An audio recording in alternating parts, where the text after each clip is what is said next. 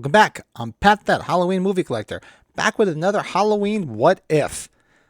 This time we're doing Halloween 3, Season of the Witch, the non-Michael Myers movie. So, one of my favorites though. I love this movie. So I figured let's go and just stay in order. We'll just do each movie, What If, including this one. So, let's do this. So number one, basically the beginning of the movie. What if, see now, I don't know how secure hospitals were back in 1982, but they're pretty secure now. You usually just can't walk into a hospital. What if security stopped the assassin from walking into the hospital because he was on his way to go kill Harry Grimbridge? Would he have killed the guy that tried to stop him and caused the whole scene? What if he never made upstairs to kill Harry Grimbridge? Number two, now after Harry Grimbridge gets killed and Ellie comes to identify the body, and she, asks the nurse Agnes, where you can find Chalice. And of course, he's sitting at the bar, the Buccaneer, which we'll be drinking with Atkins at age 45, hopefully, in less than 4 weeks. So she goes there and talks to him. And what if he doesn't go with her? Well, he just stays at the bar and drinks, and he's not a horn dog, and figured he could nail this girl probably 20 years younger than him. What if he didn't go? What if he just stayed? Now, when Chalice and Ellie get to Santa Mira, it's my number three. What if they get to the Rosa Shannon Motel and there's no vacancy? Seems like it's the only hotel in the goddamn town. Where the hell do they stay? Do they go home? They sleep in the car? What if there was no vacancy?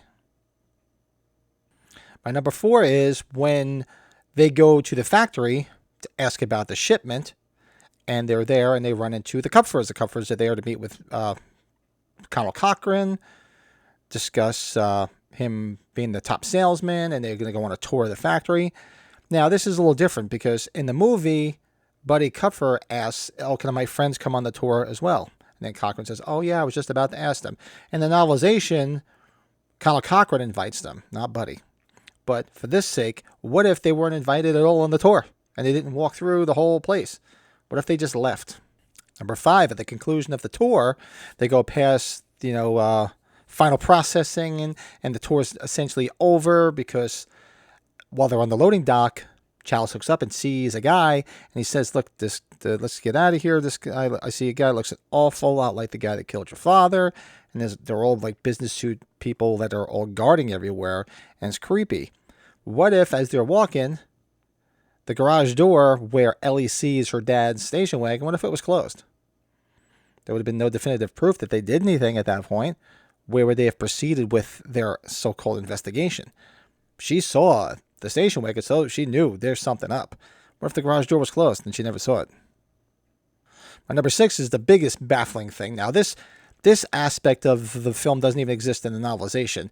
So through the whole thing, Chalice keeps calling this investigator Teddy. I guess she's like a forensic investigator for the police. And she's examining what she believes to be the body parts. And it's just all pieces and parts of the car, she keeps saying. And then when he calls her the last time, right after that, she tends to figure out what the hell this is. She's like a little sprocket or whatever, and all of a sudden she's ready to call the police. Well, you just sobered up and you realize that there's something fishy about this? What took you so long? You can tell there's no bones in there. You're just staring at like components of something. What the hell were you looking at all this time? And number seven, what if? What if when Chalice goes to make the phone call in the office and keeps getting the operator because the lines are disconnected because they don't want calls going out because it's all tapped. What if he goes back to the room and Ellie's still there? She didn't get kidnapped. What if she saw them coming? She runs and meets up with Chalice. How would that have turned out? How would they have gotten to the factory for the big showdown? Number eight, what if there was no demonstration? What if the Kupfers, they get put into that examination room and then he's telling Chalice, okay, you're about to see a test right now. And of course they put on the blinking pumpkin with the music and little Buddy puts the mask on.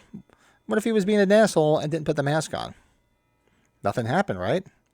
How would that have all played out? Would they come in there and force the goddamn mask on him? But what if little Buddy didn't put the damn mask on and it didn't kill him?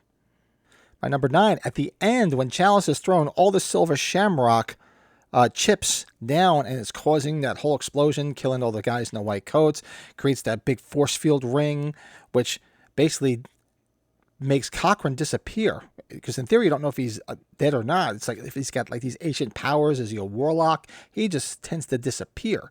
So in theory, you don't really know if he's dead or not. What if that didn't happen? What if he didn't get killed and he was still around? Or would they have killed him physically at a later point?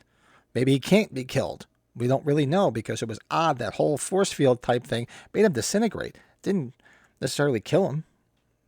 Where would it have gone with that?